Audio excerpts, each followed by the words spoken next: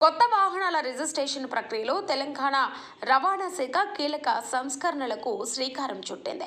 Showroom డీలర్లు handing ఛార్జీల పేర్లతో చేస్తున్న అదనపు వసూళ్లకు అడ్డుకట్ట వేసేందుకు మొత్తం ప్రక్రియను ఆన్లైన్ చేసింది.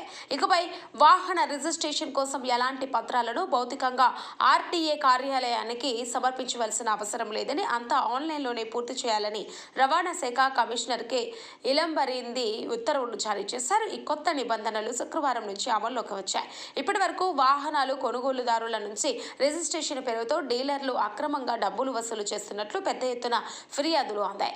బైకులకు ₹1000, కార్లకు ₹5000 వరకు అదనంగా వసూలు చేస్తున్నట్లు క్షేత్రస్థాయి విచారణలో తేలింది. సుప్రీంకోర్టు ఆదేశాల ప్రకారం వాహనం ఎక్స్ షోరూమ్ ధర మినహా ఎలాంటి అదనపు ఛార్జీలు వసూలు చేయడం చట్టవిరుద్ధం. ఈ నేపథ్యంలో అక్రమాలకు తావులేని పారదర్శక విధానాన్ని తీసుకువచ్చారు. కొత్త విధానం ప్రకారం వాహన యజమాని సంతకాలతో కూడిన ఫారం 20 సహా అన్ని పత్రాలను డీలర్లు తమ లాగిన్ల ద్వారా స్కాన్ చేసి ఆన్లైన్లో అప్లోడ్ చేయాలి.